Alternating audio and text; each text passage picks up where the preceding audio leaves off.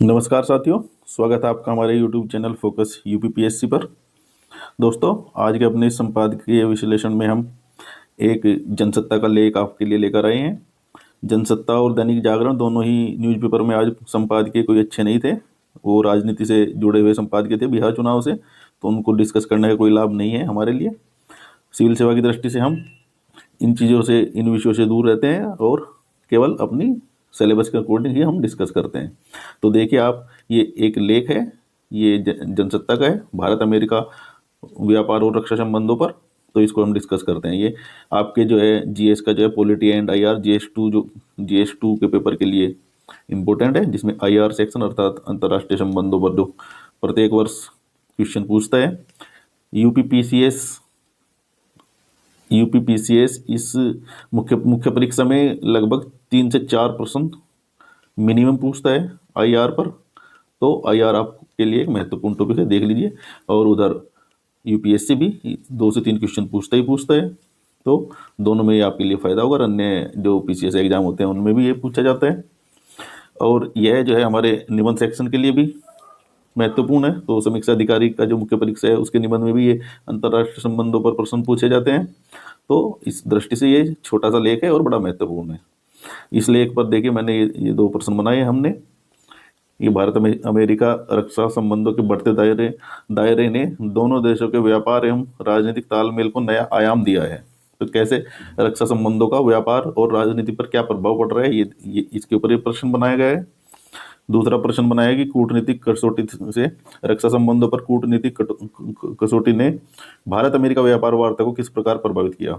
तो जो भी हमारा 2 देशों के मध्य समझौते होते हैं, वो रक्षा समझौता हो या व्यापार समझौता हो या कोई ऊर्जा से संबंधित समझौता हो, ये सब हमारे लिए महत्वपूर्ण हो जाते हैं।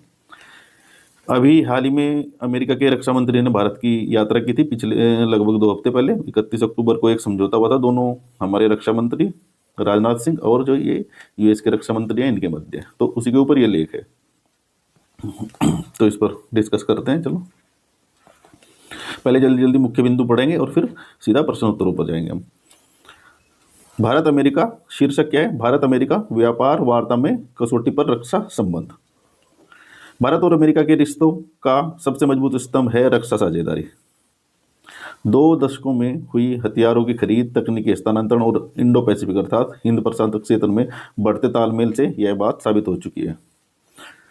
ट्रंप के दूसरे कार्यकाल के दौरान शुल्क, जो ट्रंप टैरिफ जो न्यूज में रहता है, उसको लेकर, शुल्क को लेकर डाले जा रहे दबाव के बीच व्यापार वार्ता को लेकर राजनीतिक और कूटनीतिक दबाव में रक्षा संबंध कसौटी पर है।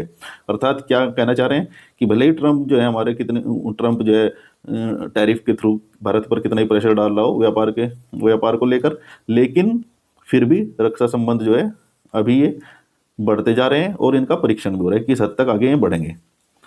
खतरा यह है कि भारत अमेरिका रिश्तों का स्वरूप कहीं क्रेता विक्रेता के स्वरूप में न ढलने जाए। अर्थात लेखक क्या बोलता है यहाँ पर संपादकीय का, कि कहीं ऐसा ना हो कि जो हमारे राजनीतिक संबंध है वो केवल खरीद और बेच तक ही संबंध हो जाए। अर्थात हम खरीद रहे हैं और वो बेच रहे हैं बस, इससे आगे जो भू राजनीतिक संबंध है उनको ठेस ना पहुंचे। आगे बढ़ते हैं। ट्रंप के दूसरे कार्यकाल में एक के बाद एक कई ऐसी घटनाएं हुई जिनसे आपसी संबंधों में दूरी बढ़ गई है। हालांकि आपसी रिश्तों में आशा जगाने वाली प्रगति जारी है, फिर भी ट्रंप के रवैये के कारण सोच बनी है कि दोनों देशों के बीच सब कुछ ठीक ठाक नहीं है। देखिए दोस्तों, ये सभी के अपने राजनीतिक मुद्दे हैं। ट्रंप भी कुछ राजनीतिक जो है ये मुद्दे उठाकर सत्ता में आए थे, तो उनको दिखाने के लिए उनको ये इस तरह से बयानबाजी करनी पड़ती है। लेकिन भारत और अमेरिका के संबंध इससे कहीं परे हैं, क्योंकि ये बात अमेरिका भी जानता है और भारत भी जानता है। अब देखते हैं, क्योंकि काफ़ी डिपेंडेंसी है, ट्रेड दोनों के बीच काफ़ी होता है। तो अभी कुछ महीनों पहले भारत और यूएसए का जो ट्रेड था, भारत और यूएसए का नंबर 1 पर पहुंचा था। उससे पहले भारत और चीन थे टॉप पे के मध्य व्यापार, भारत के जो व्यापारिक संबंध है उसके अकॉर्डिंग। अभी देखते हैं,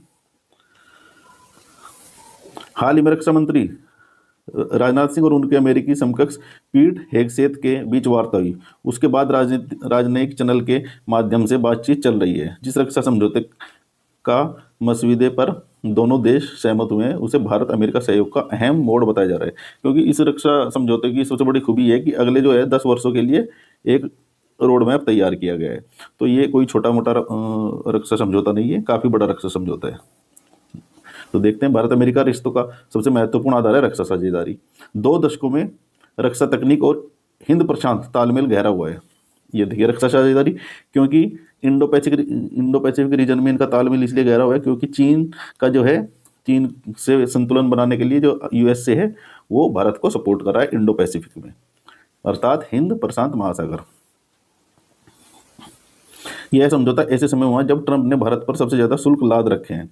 दूसरी बात यह है कि भारत अमेरिका रिश्तों में रक्षा और व्यापार का चोली दामन का साथ रहा है, बिल्कुल रहा है।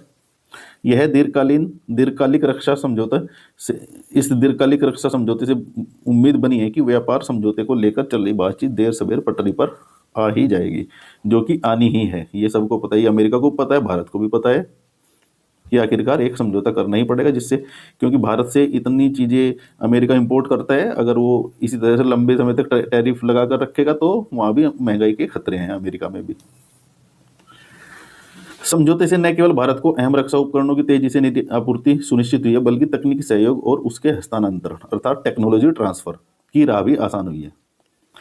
टेक्नोलॉजी ट्रांसफर पर क्या है एक्चुअली, ये अमेरिका को लेकर और भारत को लेकर यहाँ हमेशा ही अविश्वास की स्थिति रही है। अभी तक भी अमेरिका अपने टेक्नोलॉजी ट्रांसफर ईमानदारी के साथ भारत को नहीं करता है। तो इस मुद्दे पर जो है हमारा जो सहमति है वो रूस के से ज़्यादा होती है, क्योंकि रूस को देखा होगा आपने, ब्रह्मोस मिसाइल का अभी भारत में निर्माण भी शुरू हो गया है। तो इसलिए रक्षा समझौते में अगर देखा जाए, अभी तक भी हमारा रूस जो है सबसे भरोसेमंद साथी भारत उसको मानता है। आगे देखते हैं इसी मुद्दे पर। भारत और अमेरिका में रक्षा भागीदारी 1995 में शुरू हुई थी।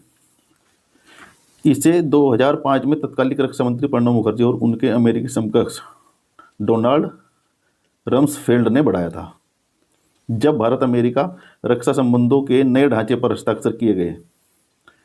कब? 2005 में। जून 2015 में फिर से ये समझौता हुआ था। और शॉर्ट में पढ़ते हैं अभी, उसके बाद से यहाँ से पढ़ते हैं। भारत अमेरिका में रक्षा और सुरक्षा रिश्तों के लिहाज से 2025 के करार से नया रोड मैप तैयार होगा, बिल्कुल होगा। तो अभी इसमें घुमा फिरा के फिर पूरे आर्टिकल में यही बात की गई है कि जो हमें जो सहयोग है वो रक्षा क्षेत्र में, रक्षा क्षेत्र में बहुत जरूरी है, इंडो पैसिफिक के लिए जरूरी है, चीन को साधने के लिए जरूरी है, और भारत का जो है भारत की जो है रक्षा जरूरतों को पूरा करने के लिए भी यह जरूरी था समझौता। तो यही इसका अलग बोलबाब है, ये मैंने सब शॉर्ट में बता दिया आपको, ये आप एक बार पढ़ लीजिएगा ये लेख। अब इसके ऊपर जो क्वेश्चन है बनाया है उसको डिस्कस करते हैं। देखो, ये मैंने यहाँ बताया कि भारत अमेरिका रक्षा एवं व्यापार संबंधों पर आधारित यह लेख है। इसमें बताया गया है कि भारत और अमेरिका के मध्य रक्षा संबंधों में उत्तरोत्तर विकास होता गया और इसके व्यापार और वाणिज्य पर क्या सकारात्मक प्रभाव पड़े। तो ये क्वेश्चन हम देख लेते हैं, जो कि मेंस के लिए बहुत ही इंपॉर्टेंट है, तो काफ़ी इंपॉर्टेंट है, तो आप ये देख लीजिए। भारत अमेरिका रक्षा संबंधों के बढ़ते दायरे ने दोनों देशों के व्यापार एवं रणनीतिक तालमेल को नया आयाम दिया। इसका विश्लेषण करना है, अर्थात 360 डिग्री एंगल से आपको इसे एनालिसिस करना होगा। ये एक हम छोटा सा इंट्रो यहाँ लिख देते हैं। मेंस का जो आपका आंसर राइटिंग का है उसका फॉर्मेट ये होना चाहिए कि सबसे पहले आप भूमिका लिखोगे, फिर मुख्य भाग लिखोगे, यहाँ पर जो प्रश्न की मुख्य मांग है उसको यहाँ पूरा करेंगे आप, और फिर बाद में एक निष्कर्ष छोटा सा लिख देंगे।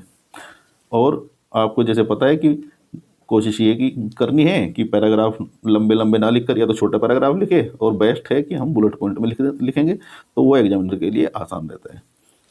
अब ये देखते हैं, इसका इंट्रो पढ़ते हैं। भारत अमेरिका संबंधों का सबसे मजबूत आधार अब रक्षा साझेदारी बन चुकी है। 2005 के डिफेंस फ्रेमवर्क एग्रीमेंट और 2016 की प्रमुख रक्षा भागीदार, जिसे मेजर डिफेंस पार्टनर का जो भारत को दर्जा दिया गया था, ये 2016 में दिया गया था अमेरिका द्वारा। तो ये हम इंट्रो में ही बता देंगे, क्योंकि रक्षा संबंधों को विकास तभी मिला है जब मेजर डिफेंस पार्टनर की भारत को दर्जा दिया गया। स्थिति के बाद संबंध न केवल रणनीतिक स्तर बल्कि तकनीकी और व्यापारिक स्तर क्षेत्र में भी गहराए हैं। तो ये 3 लाइन का इंट्रो हो गया, आप इसको ऐसे लिख सकते हैं, नोट कर लीजिए। अब हमारी पहली मांग ये क्या है, रक्षा सहयोग के बढ़ते आयाम, क्योंकि यहाँ लिखा है ना बढ़ते दायरे, तो इसके अकॉर्डिंग हम यहाँ 3-4 पॉइंट देंगे, फिर इसके जो प्रभाव है वो उनको बताएंगे, वैसा ऊपर क्या क्या प्रभाव है सेम सीक्वेंस में हम बताएंगे, जैसे क्वेश्चन पूछता है एक्चुअली मेंस में, उसी सीक्वेंस में हमें उत्तर भी देना चाहिए। तो रक्षा सहयोग के बढ़ते आयाम क्या है देख लीजिए। 2025 तक सैन्य एवं सुरक्षा ढांचे को मजबूत करने हेतु नया रोड मैप लागू, बिल्कुल। ये नया रोड मैप अभी जो है 10 वर्षीय अभी दोनों देशों के रक्षा मंत्री द्वारा साइन किया गया है। बीका कोमकासा ये पहले से न्यूज में चलता रहे, पिछले कई सालों से ये समझौते हो चुके हैं। बीका कोमकासा और लेओमा जैसे समझौते इंटरऑपरेटिबिलिटी बढ़ाते हैं, अर्थात ये जो है एक दूसरे के सहयोग कर सकते हैं इन रक्षा क्षेत्र में।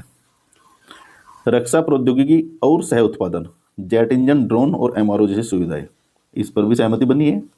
और हिंद प्रशांत क्षेत्र में संयुक्त नौसेना अभ्यास जैसे मालाबार जो है ये अपना हर साल करते हैं भारत, अमेरिका और जापान मिलकर। ये चीन के प्रति एक लिए शक्ति संतुलन साधने के प्रयास किए जाते हैं, जिससे कि जो है इंडो पैसिफिक रीजन में जो है एक सुगम और स्वतंत्र व्यापार और एवं रक्षा बनी रहे।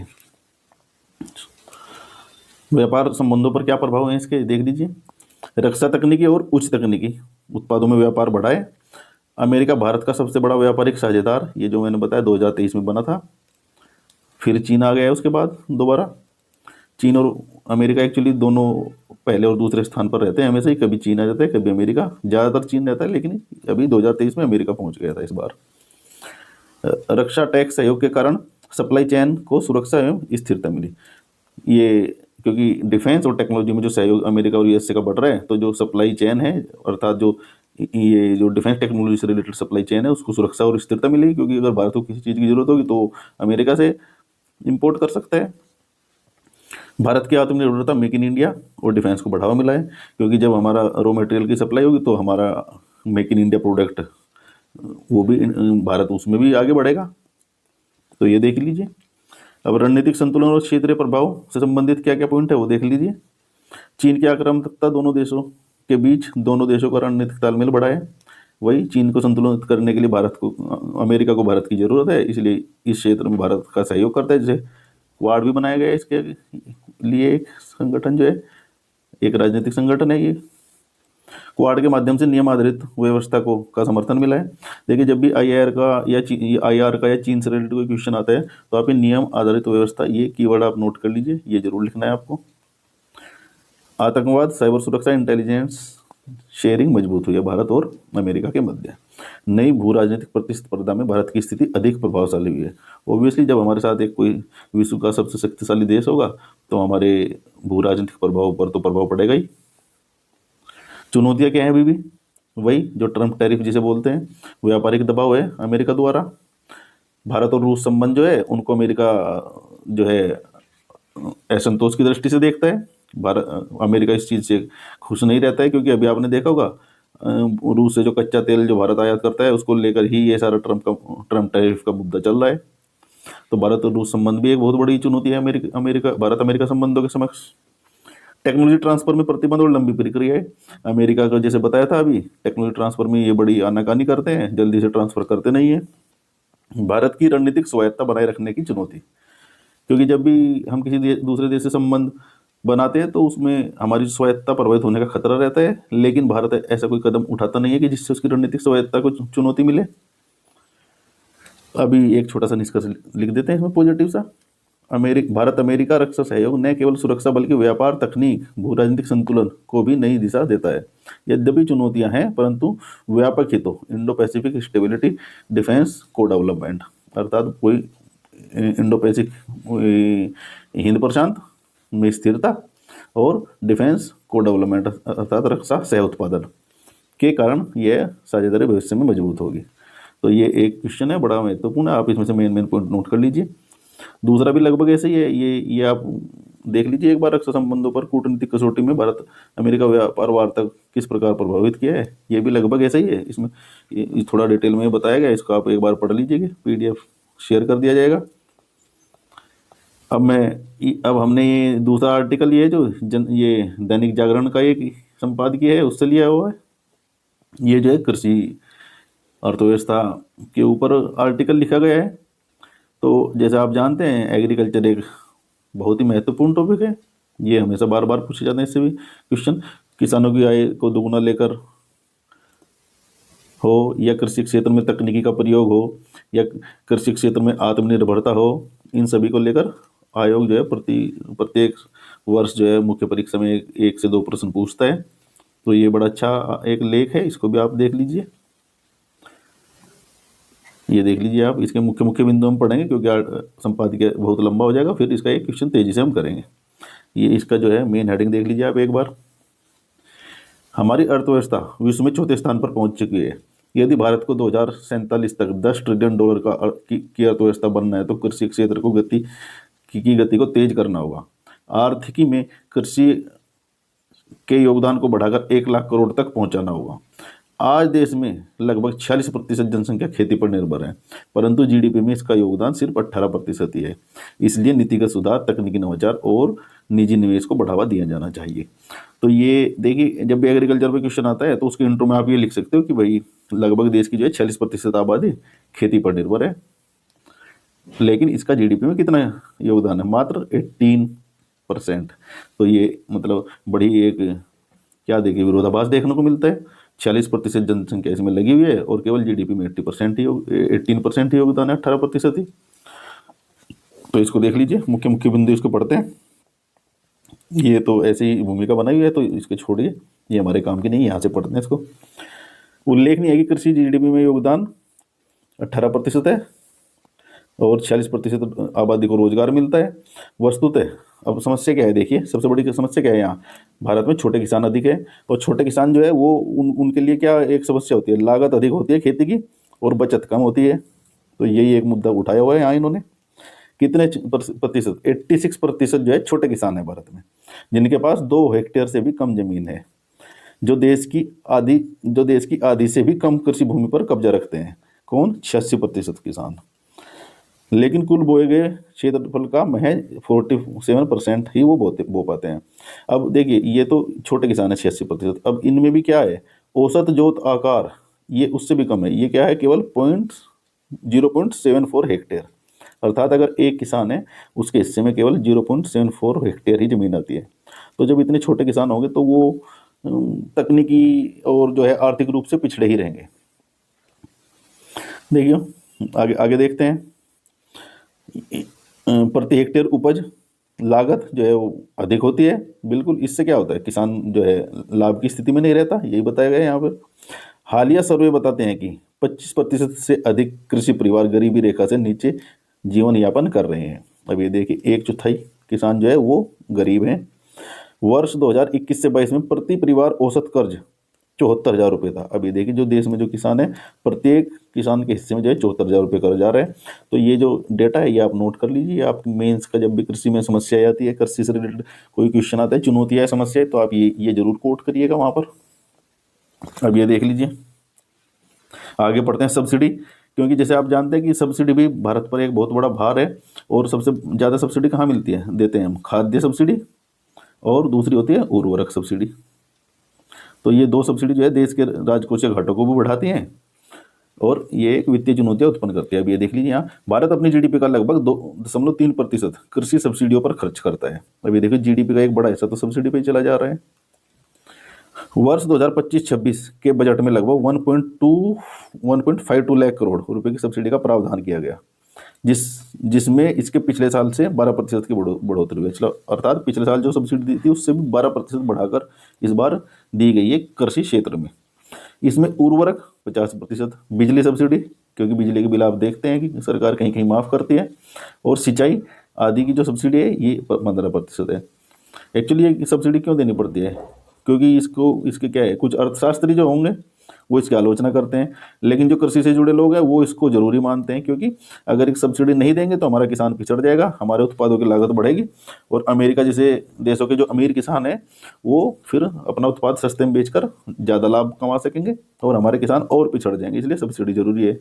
लेकिन इसका नेगेटिव पहलू क्या है कि सब्सिडी देने से क्या हो रहा है, एक तो बाजार में विकृति आ रही है। अर्थात सपोज कीजिए कि चावल जो है उसका एक्चुअल मूल्य होना चाहिए सपोज 200 रुपये किलो, लेकिन सब्सिडी देकर वो किसानों को वो हम कर रहे हैं कि 80 से 90 रुपये किलो। तो ये क्या है, ये बाजार में मूल्य विकृति है ना। एक्चुअली जो चीज़ जितने की है उससे भी कम मूल्य पे बेचेंगे तो कब तक सस्टेन कर पाएगी अर्थव्यवस्था। तो इसलिए सब्सिडी का कुछ लोग विरोध भी करते हैं। मुख्य तौर से जो अर्थशास्त्री होते हैं वो बोलते हैं कि सब्सिडी अच्छी चीज़ नहीं है। दूसरा, सब्सिडी से का एक नुकसान ये भी है कि जो किसान है, किसानों को आदत पड़ जाती है कि भाई हमें तो सब्सिडी मिलेगी और हमारा घाटा इधर से पूरा हो जाएगा, सरकार कर देगी एमएसपी के थ्रू या सब्सिडी के थ्रू। तो किसान क्या है, कोई नवाचार नहीं लेके आते हैं। तो और उसी कारण क्या है कि प्रचंड बेरोजगारी की भी समस्या बढ़ती की जरूरत है 2 आदमियों की, खेती में लगे हुए हैं 4 आदमी, क्योंकि उनको क्या है, फाइनली उनको मुनाफा हो ही रहा है, सरकार सब्सिडी के थ्रू दे रही है, एमएसपी के थ्रू। तो ये भी एक समस्या है। तो काफ़ी समस्या है, तो धीरे धीरे इसका समाधान को सरकार को सोचना चाहिए, ये विशेषज्ञ लोग भी कहते हैं। आगे पढ़ते हैं, अपना आर्टिकल पढ़ते हैं अभी। ये फिर से ही उर्वरक सब्सिडी की बात की गई है। इससे समस्या क्या क्या आती है ये बताया गया कि कई व्यापारी, ये समस्या देखिए कैसे कैसे बढ़ती है, कई व्यापारी उर्वरक का अधिक भंडारण करने के बाद ऊंची कीमतों पर बेचते हैं, तो ये इससे छोटे किसानों की लागत बढ़ जाती है, तो ये एक बड़ी समस्या है। उर्वरक के साथ क्या करते हैं व्यापारी लोग, सब्सिडी का फायदा उठा लेते हैं, उसको स्टोर कर लेते हैं ज़्यादा, और फिर किसानों को वही उर्वरक महंगे में बेचते हैं। तो ये क्या होता है, जिसको एक्चुअल सब्सिडी का लाभ मिलना चाहिए उनको सब्सिडी का लाभ नहीं मिलता है, तो कालाबाजारी होती है इससे। देखिए अब आगे बढ़ते हैं। नीति आयोग की रिपोर्ट बताती है केवल 30% सब्सिडी ही लक्षित लाभार्थियों तक पहुंच पाती है, अर्थात वही जो हम बात कर रहे हैं कि 30% सब्सिडी ही केवल जिनको मिलनी चाहिए उनको मिलती है, अर्थात किसानों को। बाकी 70% बिचौलिए उसका फायदा उठा लेते हैं या व्यापारी लोग, वही जो अभी बताया। अब देखिए इंडोनेशिया ने वर्ष 2015 में ऐसी ही विकृतियों का सामना किया था, लेकिन उर्वरक लीकेज को कम करने पर छोटे किसानों की उपज में 15% तक बढ़ाने की कामयाबी मिली है। उन्होंने क्या यूज किया, डिजिटल ट्रैकिंग सिस्टम। अब भारत में इस प्रकार का क्या डिजिटल ट्रैकिंग सिस्टम अभी तो ना विकसित नहीं है, तो सब्सिडी का लाभ जिसे मिलना चाहिए उसे नहीं मिलता है। इसके बाद यहाँ पर क्या है कि ऋण से संबंधित समस्या बताई गई इस आर्टिकल में कि भाई कितना कितना ऋण है, कैसे कैसे किसान जो है हमारा जो उधारी में फंसा हुआ है, तो ये सब बताई हुई है। नाबार्ड की रिपोर्ट देखिए, इस प्रकार की संस्थाएं जो है इनको आप नोट कीजिए और मेंस में बार बार कोट कीजिए। कोई रिपोर्ट पता नहीं है तो नाबार्ड की रिपोर्ट बताइए। आगे देखते हैं हम, ये वही है कि 40% किसान अभी भी अनौपचारिक साहूकार पर निर्भर है, बैंक से लोन नहीं मिलता है, अर्थात उनका वित्तीय समावेशन ठीक ढंग से किया नहीं गया है। तो जो अगर साहूकार से लोन लेते हैं तो वो ऊंची दरों पे मिलता है, लगभग जैसे 3 से 4% महीना, सरकार देती है 1 से 2% सालाना। तो कितना अंतर है ये देख लीजिए आप। इस प्रकार जो है किसान क्या है, ब्याज के चक्कर में फंस जाता है। आगे एमएसपी का इन्होंने दिया हुआ है, एमएसपी का पढ़ लेते हैं क्योंकि ये मुद्दा इंपॉर्टेंट है। एमएसपी आज किसान के लिए भले ही एक बड़ा सुरक्षा जाल समझा जा रहा हो, परंतु यह सच है कि इससे केवल 6% किसान ही लाभान्वित हो पाते हैं। अब ये देखिए, अगर एमएसपी का फायदा भी केवल 6% किसानों को ही मिलेगा तो फिर योजना का जो उद्देश्य है वो पूरा नहीं होगा।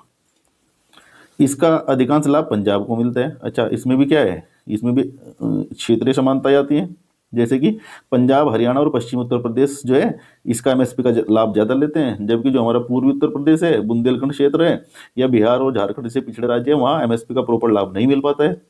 तो ये जो कमियां हैं ये भी दूर करने की जरूरत है। वर्ष 2024-25 सत्र में खरीद इतने लाख करोड़ रहा। एक्चुअली ये क्या बता रहे हैं कि गेहूं की खरीद ही कम होती है, सरकारी जो मंडियां होती है, तो फिर उनको एमएसपी मिलेगा कहाँ, किसानों को एमएसपी भी नहीं मिल पाएगा। जब बाहर व्यापारी को बेच देते हैं, बिचौलियों को बेच देते हैं किसान, तो उनको एमएसपी का लाभ नहीं मिल पाता है। तो ये इसमें सब दिया हुआ है इस आर्टिकल में, आप पढ़ लीजिए एक बार। मैंने इसके जो मुख्य मुख्य बिंदु आपको बता दिए हैं। अब ये हमारा एक महत्वपूर्ण क्वेश्चन है इसके ऊपर, इसको तेजी से देखते हैं। भारत की कृषि अर्थव्यवस्था को मजबूत बनाने हेतु नीति सुधार, तकनीकी नवाचार और निजी निवेश की भूमिका का विश्लेषण कीजिए।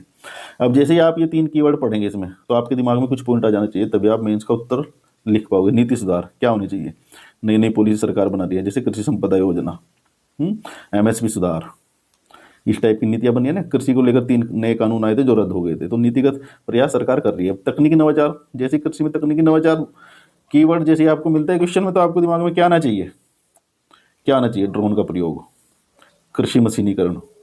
इस प्रकार के जब तक कीवर्ड आपके दिमाग में नहीं आएंगे तो फिर आप सेंटेंस भी नहीं बना पाएंगे। कृषि मशीनीकरण, और इसके अलावा क्या हो सकता है, आईसीटी का प्रयोग। इसके अलावा क्या हो सकता है, नैनो टेक्नोलॉजी का प्रयोग, जैसे कि उच्च उत्पादकता बीज बना सकते हैं। तो इस प्रकार के कीवर्ड जब तक आपके दिमाग में नहीं आएंगे तो समझिए आप एक अच्छा उत्तर लिखने के लिए अभी तैयार नहीं हो। अब निजी निवेश की भूमिका आएगी। निजी निवेश आपको पता ही है कि जो पीपी के थ्रू, पब्लिक प्राइवेट पार्टनरशिप के थ्रू आ सकता है, या जो अभी एफपीओ बनाए जा रहे हैं, किसान उत्पादक समूह, वो निजी निवेश को आकर्षित कर सकते हैं। और निजी निवेश क्या हो सकता है, अन्य जो बड़ी बड़ी व्यावसायिक कंपनी है जैसे कि पेप्सिको वगैरह जो है, उनके थ्रू आ सकता है, जो आलू की खेती के लिए किसानों को प्रोत्साहित करते हैं। तो ये आपके इस टाइप से अगर सभी उसके एक एक दो दो कीवर्ड आपके दिमाग में आएंगे तो समझिए कि आपका उत्तर लेखन मजबूत हो चुका है। चलो अब हम यहाँ देख लेते हैं तेजी से इसका इंट्रो क्या होगा। इंट्रो में अगर जैसे बताया था कि किसी की रिपोर्ट या कोई फैक्ट देते हैं तो वो सबसे बेस्ट माना जाता है। अब यहाँ हम सबसे पहले यही देंगे, कृषि का जब भी इंट्रो आता है तो इस प्रकार का आप लिख सकते हैं, भारत की 46% जनसंख्या कृषि पर निर्भर है, लेकिन जीडीपी में हिस्सेदारी मात्र 18% है। 2047 तक 10 ट्रिलियन अर्थव्यवस्था बनाने के लिए कृषि सुधार अनिवार्य है। तो देखिए, क्योंकि कृषि यहाँ क्या लिखा है क्वेश्चन में, कृषि अर्थव्यवस्था को मजबूत बनाने हेतु, तो इसलिए ये यहाँ पे एक इस टाइप से डेटा देकर इसको जो है भूमिका में बता दिया गया है एग्जामिनर को हमने कि भाई हम क्वेश्चन समझ चुके हैं और लिखने के लिए तैयार है। अब देखिए पहला क्या है, हेडिंग नीतिगत सुधार, तो वही उत्तर में हमारा पहला हेडिंग नीतिगत सुधार है। नीतिगत सुधार क्या है देख लीजिए, क्या क्या किया है। नीतिगत सुधार की आवश्यकता, एक्चुअली क्या क्या नीतिगत सुधार हम कर सकते हैं हमें ये बताना है पहले, सरकार के भी बाद में बताएंगे प्रयास क्या क्या किए हैं सरकार ने भी। तो एमएसपी के विकल्प के रूप में प्राइस डेफिशिएंसी पेमेंट सिस्टम, ये भी एक जो है हम मेथड अपना सकते हैं कि एमएसपी ना देकर जो भी जितना भी प्राइस में अंतर होता है, अगर किसानों को सपोज ये 100 पे बिकना चाहिए और 10 में बिक रहा है, 90 में बिक रहा है, तो उसको 10 रुपये हम अलग से पेमेंट कर सकते हैं। कृषि विपणन सुधार, ई नैम, एपीएमसी में पारदर्शिता। अच्छा, ये मंडियों में पारदर्शिता बहुत जरूरी है, क्योंकि आज भी आप देखते होंगे किसान बेचने मंडी में जाता है, लेकिन मंडी के साथ जो एक लगा हुआ बिचौलिया होता है वो मंडी में साठ गांठ करके किसान से खरीद लेता है, तो कोई पारदर्शिता नहीं है, तो ये जरूरी है। कृषि सुधार जैसे कि सिंचाई सुधार, उर्वरक का संयमित उपयोग, क्योंकि हमारा किसान उर्वरक का अधिक उपयोग करता है, तो इस प्रकार के कृषि सुधार जरूरी है। कृषि सुधार आपको पता ही होगा कि आज़ादी के तुरंत बाद से कृषि सुधार भी हुए थे, जिसमें चकबंदी, हदबंदी यानी कि सीलिंग्स वगैरह हुई थी, तो काफ़ी सुधार उस टाइम पे भी किए गए थे, लेकिन अभी और ज़्यादा सुधारों की जरूरत है। तो माइक्रो इरिगेशन अर्थात जो है सिंचाई संबंधी व्यवस्था की जानी चाहिए। भूमि सुधार और फसल विविधीकरण। फसल विविधीकरण एक्चुअली क्या है, जैसे आप देखते होंगे कि यहाँ मोनोक्रॉप कल्चर है, पश्चिमी यूपी में क्या है केवल धान और चावल और गन्ना की खेती होती है, इसके अलावा मोटे अनाज, दलहन, तिलहन की खेती नहीं होती है, तो फसल विविधीकरण बहुत जरूरी है। ये हेल्थ के लिए भी जरूरी है और वेल्थ के लिए भी जरूरी है, किसानों की हेल्थ भी बढ़ेगी आम नागरिक की और किसानों की वेल्थ बढ़ेगी, तो इस प्रकार से आप कोट कर सकते हैं इसको। तकनीकी नवाचार क्या क्या चाहिए, वही जो हम डिस्कस कर चुके थे, ड्रोन आधारित जो है स्प्रे करना, सटीक खेती। सटीक खेती में क्या होता है एक्चुअली, इसमें क्या है तकनीकी जैसे रोबोट और जो हमारा साइंस एंड टेक का यूज करके हम देखते हैं कि सही मात्रा में ऐसे आप एक ट्रायंगल बना दीजिए एग्जाम में, तो ये अच्छा रहेगा। सही मात्रा में, सही समय पर और सही जगह पर। क्या, जैसे सपोज कीजिए आपको पानी देना है तो सही मात्रा में पानी देना होगा, सही समय पर पानी देना होगा और सही जगह पर पानी देना होगा। उर्वरक का उपयोग करना है तो वो भी सही मात्रा में देना होगा, सही समय पर देना होगा और सही जगह पर देना होगा, तो इसे ही बोलते हैं सटीक खेती, प्रिसीजन फार्मिंग। तो दोस्तों इसलिए मैं बोलता हूँ कि ये केवल पीडीएफ पढ़ने से कुछ नहीं होगा, जो यहाँ हम ये एक्स्ट्रा चीज़ें डिस्कस कर रहे हैं उसके लिए आप ये वीडियो देखिए और तभी कंसेप्ट क्लियर होंगे, क्योंकि पीडीएफ तो आपको मार्केट में बहुत मिल जाएंगे, काफ़ी मोटी मोटी बुक जो है, कितना पढ़ोगे आप। अब उसके बाद देखते हैं तकनीकी नवाचार, जैव प्रौद्योगिकी आधारित बीज, जिसे हाई यील्ड वैरायटी बोलते हैं, जो जैसे कि अभी आपने देखा होगा जीएम कपास जो है, जेनेटिकली मॉडिफाइड कपास जो है, उसकी खेती कई जगह की जा रही है महाराष्ट्र में। अभी बीटी बैंगन भी एक मुद्दा बना हुआ है, उसको अभी परमिशन नहीं मिली है, लेकिन वो भी जल्दी शायद परमिशन मिल जाए। तो ये जेनेटिकली मॉडिफाइड गोल्डन राइस पहले से ही चल रहा है हमारे यहाँ। तो हम क्या करते हैं इसमें, जैव प्रौद्योगिकी में बीज को इस प्रकार से मॉडिफाई करते हैं कि जो हमारे जो लक्ष्य है उसकी प्राप्ति हो सके। अगर उसको फोर्टिफाइड करना है, उसमें विटामिन और अन्य पोषण बढ़ाने तो वो बढ़ा देंगे, उसको कीटरोधी बनाना है तो वो बना दिया जाएगा। इस प्रकार से उसका डीएनए चेंज कर दिया जाता है। तो जल दक्षता तकनीक अर्थात जो हमारे क्या है, ये जो जैसे कि जल दक्षता, जिसमें प्रधानमंत्री नरेंद्र मोदी ने दिया था पर ड्रॉप मोर क्रॉप, पर ड्रॉप मोर क्रॉप अर्थात प्रति बूंद अधिक सिंचाई। तो ये हमें सूक्ष्म सिंचाई तकनीकी अपनानी चाहिए। इसके लिए इजराइल से सहयोग चल रहा है, उत्तर प्रदेश सरकार पहले ही सहयोग कर चुके हैं इजराइल से इस दिशा में, तो आप ये भी एग्जाम्पल दे देना चाहिए आपको वहाँ पर। कृषि मौसम पूर्वानुमान प्रणाली, तो ये तो बहुत जरूरी है, क्योंकि मौसम के अकॉर्डिंग किसान डिसीजन ले सकेगा। ये अभी एक्चुअली यहाँ काफ़ी तेज़ी से चल रहे हैं, काफ़ी कृषि स्टार्टअप शुरू हो चुके हैं जो ये सुविधा प्रोवाइड कर रहे हैं। एम किसान एक ऐप है, आपने देखा होगा एम किसान ऐप, उसके थ्रू से भी किसानों के एसएमएस के थ्रू जो है जानकारी दी जाती है वो भी उसकी स्थानीय भाषा में। तो उसका एग्जाम्पल आप जरूर दें यहाँ पर। एम किसान।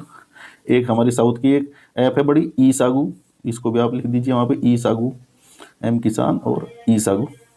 इनके उदाहरण जरूर देंगे, क्योंकि जब भी आप उदाहरण देंगे तो उसकी आपकी जो ये कथन लिखा है उसकी पुष्टि हो जाएगी। तो उदाहरण देंगे तो एग्जामिनर आपको ज़्यादा नंबर देगा। अब निजी निवेश, वही कि स्टार्टअप में जो है एग्री स्टार्टअप शुरू किए जाने चाहिए। 2023 में $2.4 बिलियन का निजी निवेश आया है, तो ये अच्छी बात है। कोल्ड चेन, वेयर हाउसिंग और फूड प्रोसेसिंग उद्योगों का विस्तार किया जाना चाहिए। इसके लिए क्या है, पीएम किसान संपदा पहले से ही चल रही है, तो ये उदाहरण आप देंगे। या जब लास्ट में आप बताएंगे सरकार के प्रयास, तो वहाँ लिख सकते हैं पीएम किसान संपदा योजना। कॉरपोरेट खेती और अनुबंध खेती, यही ये जब अर्थात बड़ी बड़ी कंपनियां जो है वो किसानों से कांटेक्ट करती है तो उसे अनुबंध खेती बोलते हैं और कॉरपोरेट खेती बोलते हैं। से स्थायी बाजार की उपलब्धता सुनिश्चित की जानी चाहिए। तो ये एक्चुअली सब जो है कृषि अर्थव्यवस्था को बढ़ाने के उपाय हैं। चुनौतियाँ क्या है, अभी भी वही चुनौतियाँ सेम। 40% किसान अभी भी घाटे में है। 46% जो है हमारे किसान सीमांत है। 86% जो है छोटे और सीमांत किसान है। छोटे किसान तकनीकी निवेश वहन नहीं कर पाते, अर्थात उनके पास इतने पैसे नहीं होते जो तकनीकी का प्रयोग कर सके। ड्रोन वगैरह क्योंकि महंगे महंगे आइटम है, वो खरीद नहीं पाते हैं, ट्रैक्टर, ड्रोन या अन्य मशीनरी। तो ये एक बड़ी समस्या है। फसल बीमा भुगतान में देरी और कम कवरेज, अब ये भी एक बड़ी समस्या है। वैसे तो फसल बीमा है, सभी प्रोवाइड किया हुआ है सरकार द्वारा, लेकिन इसके भुगतान में और इसका जो प्रॉपर एनालिसिस होता है वो नहीं कर सकते हैं। इसकी एक बड़ी समस्या है भी कि इसको इकाई के रूप में ग्राम माना गया है पूरा। अर्थात सपोज कीजिए किसी एक किसान की फसल खराब होती है बारिश या ओले से, दूसरे की नहीं होती या अन्य 10 की नहीं होती है गाँव में, तो उसको इस बीमे का लाभ नहीं मिलेगा। ये इसमें कुछ एक कंडीशन दी है कि जब इतने प्रतिशत लोगों का की फसल खराब होगी तभी वो आपदा मानी जाएगी। तो ये एक समस्या है। जलवायु परिवर्तन से उत्पादकता का खतरा, अब ये तो एक सबसे बड़ी समस्या है। जलवायु परिवर्तन से आजकल फसल उत्पादकता घट रही है और कीटों में वृद्धि हो रही है।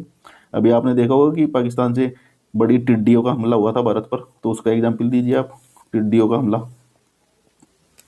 जो अफ्रीका महाद्वीप से होती हुई पाकिस्तान और फिर भारत तक पहुंची थी। तो ऐसे ऐसे आप उदाहरण दीजिए स्वयं से, और जो हम बता रहे हैं इनको नोट कर लीजिए, क्या कीजिए। केवल पीडीएफ पढ़ने से नहीं चलेगा काम। पीडीएफ तो आपके एक किस्म से शॉर्ट नोट्स का ये काम करेगा, बाकी आपको एक बार उत्तर लिखना होगा और ये नोट्स बनाने होंगे। अब एक निष्कर्ष देखते हैं। नीति सुधार, तकनीकी और निजी निवेश का संयोजन ही भारतीय कृषि को आत्मनिर्भर बनाने, उच्च उत्पादकता और वैश्विक प्रतिस्पर्धा के लिए तैयार कर सकता है। यह भारत को 2047 तक विकसित राष्ट्र बनने का, जो हमारा विकसित राष्ट्र बनने का जो सपना है, उसको पूरा कर सकता है। तो ये जो कीवर्ड बार बार प्रधानमंत्री जी बोलते हैं, आप इसको जरूर निष्कर्ष या भूमिका में लिखिए। भूमिका से बेहतर है कि निष्कर्ष में लिखेंगे तो और अच्छा इंप्रेशन पड़ेगा। तो दोस्तों आज ये हम 2 क्वेश्चन तो यहाँ डिस्कस कर चुके हैं, तो ये वीडियो लंबा हो जाएगा। उसके बाद ये एक क्वेश्चन मैंने और दिया हुआ है, ये आप इसको पढ़ लीजिएगा अच्छे से। बाकी कभी टाइम मिलेगा तो इसको भी डिस्कस करेंगे। और इसके साथ ये सूचना पहले भी दे चुके हैं, हमारा एक समीक्षा अधिकारी का बैच चल रहा है, कॉपी हम बड़े अच्छे से चेक कर रहे हैं और एकदम जो है आपको आयोग कैसा पेपर दे बना रहे हैं उसी के स्टैंडर्ड के अनुसार कॉपियाँ भी चेक होती है और पेपर भी और मॉडल उत्तर भी। ये आप इसमें एडमिशन ले सकते हैं। अभी फीस घटाकर इतनी की गई है, जैसे इस बैच में, एक बैच में हम 20 बच्चे रखते हैं, उससे ज़्यादा एडमिशन नहीं लेते हैं। जैसे बैच क्लोज होगा फिर उसकी फ़ीस बढ़कर ये हो जाएगी। तो दोस्तों इसके साथ ही विदाई लेते हैं। अगले लेक्चर में फिर से मिलेंगे संपादकीय में। तब तक लिखते रहिए और पढ़ते रहिए और सिलेक्शन लेकर रहिए। जय हिंद।